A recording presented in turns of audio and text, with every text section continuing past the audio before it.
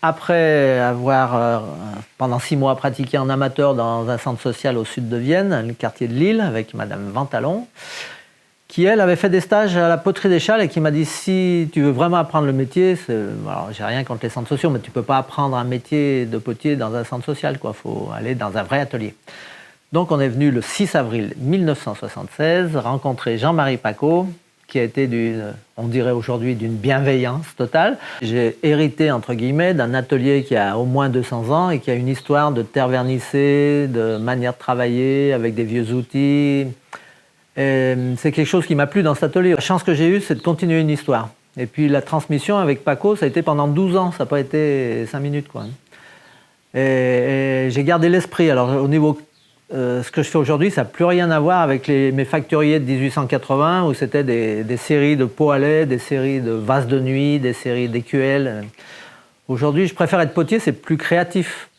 Quand je fais 12 pichets, les copains me disent « Oh là, t'as fait une série ». Les bichalets, quand je suis arrivé il y a 40 ans, c'était 1000 bichalets. Et le Pacaud avant moi, c'était 10 000 bichalets par an. Voilà, ça, c'était des séries. Donc, je garde l'esprit. La terre vernissée, c'est une poterie populaire, un peu gaie, où il y a souvent un petit clin d'œil, un peu de sourire.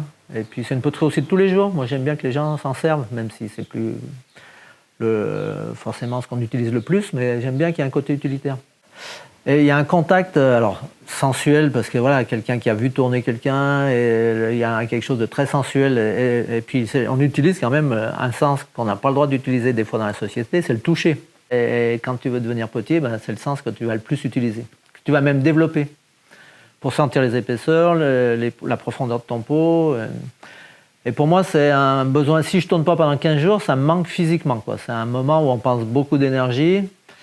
Et si les Asiatiques, notamment, adorent cette technique, c'est pas pour rien. C'est qu'en fait, quand on tourne, tu fais de la méditation, et puis ça te ramène à ton échelle humaine. C'est-à-dire qu'au début, 500 grammes de terre, c'est plus fort que toi. Parce que c'est aussi un petit art martial, quoi, pour revenir à l'Asie. Et c'est un combat pas violent, mais quand même, il y a une personne qui est molle et qui tourne, et puis il y a une autre personne qui doit être ferme et fixe. Et au début, on n'y arrive pas. Cette fixité, ce centrage, on sente la terre, mais on se sent soi-même, ça, c'est un vrai apprentissage.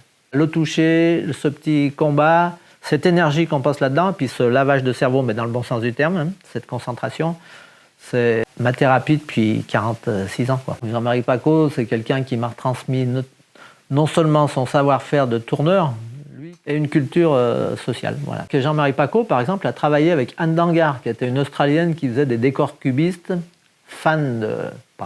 élève d'Albert Gleizes de 1930 à 1950. Donc on va dire que c'est presque une tradition de cet atelier d'être ouvert à autre chose, quoi. Et moi, ce que j'adorais ici, que j'adore encore ici, c'était qu'il y avait la mamie qui venait chercher son pot à lait pour faire cailler le lait de ses 3 chèvres. Et en même temps, la boutique avec qui on bosse à New York, le Fagnon, qui vend des tasses à thé d'Anna Wintour, papesse de la mode, et qui veut boire que dans ces tasses-là, quoi. Depuis mon enfance, on va dire, j'ai un lien avec l'histoire et l'archéologie. Je suis très content de continuer cette histoire avec les archéologues aujourd'hui, notamment toutes ces expérimentations.